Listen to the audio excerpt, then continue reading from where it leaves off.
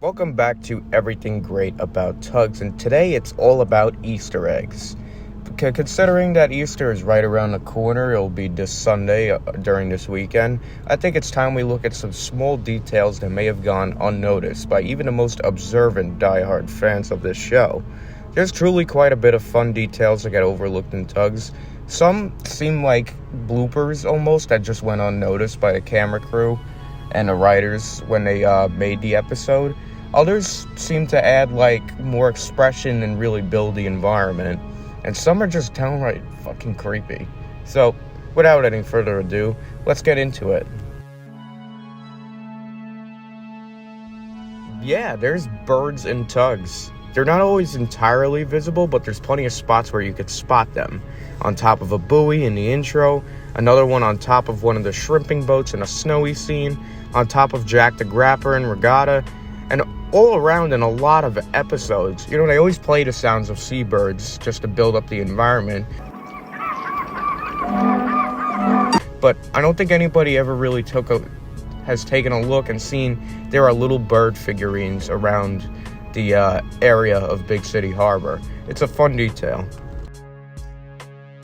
Now, this could be a technical blooper regarding the eye mechanism within the TUGS' faces, but in my opinion of the creators, if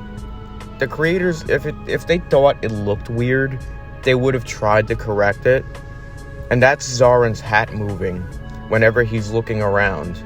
His hat tips up and down, and it seems like it's become a character trait all to itself. It's hardly noticeable at first, but once you see it, you can't unsee it. In my opinion, it adds more to his already devious, conniving, and cunning personality, and his face as well. But the hat tipping up and down, even if it was a complete accident because of the eye mechanism, it adds so much to the character.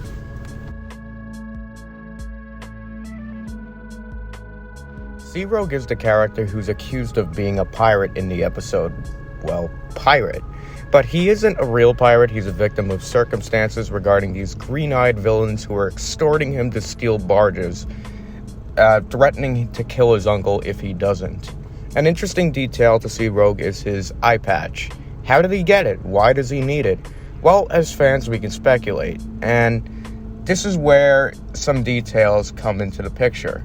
Look at his smokestack. There's the munitions logo on his smokestack. Unlucky Tug actually came up with a pretty good theory to connect the two, and I think it's the most plausible out of it. Why he needs an eye patch? Why does he have the munitions logo on his stack?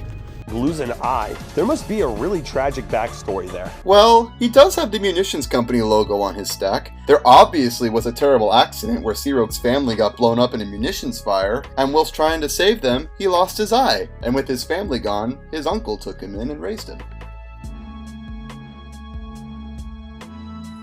Top Hat is probably the most dynamic out of the TUGS because he has this extra feature of being able to raise his head up and down. But in one shot, his monocle actually falls off his face. While this was probably a mistake that goes unnoticed, I actually think it adds more to the expression of the conversation between him and Warrior. Warrior suggests to Top Hat that he should run garbage, to which Top Hat responds, "What? Me?" And his monocle comes flying off his face. You do the garbage detail then. Me? How can you suggest such a thing? Even though it was an accident, it kind of created for a pretty comedic moment and an expression, and I think it works kind of really well. Intentional or not, and it's kind of easy to miss it if you're not looking directly at Top Hat's face. But yeah, it does happen.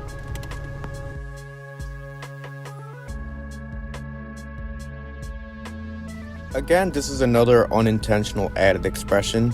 Towards the end of the episode Warrior dozes off while moving forward and accidentally bumps into an old tramper. As he does this, we see his head move from the impact. I'm getting tired now. Can hardly keep my eyes open.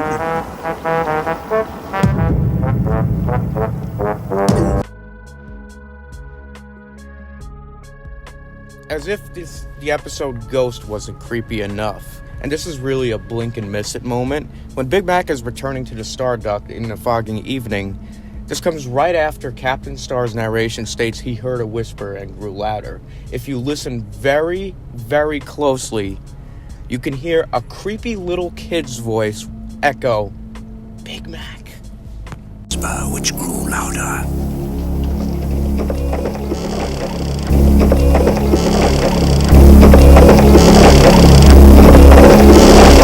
Jesus, good God, man. As if this episode wasn't fucking creepy and sketchy enough.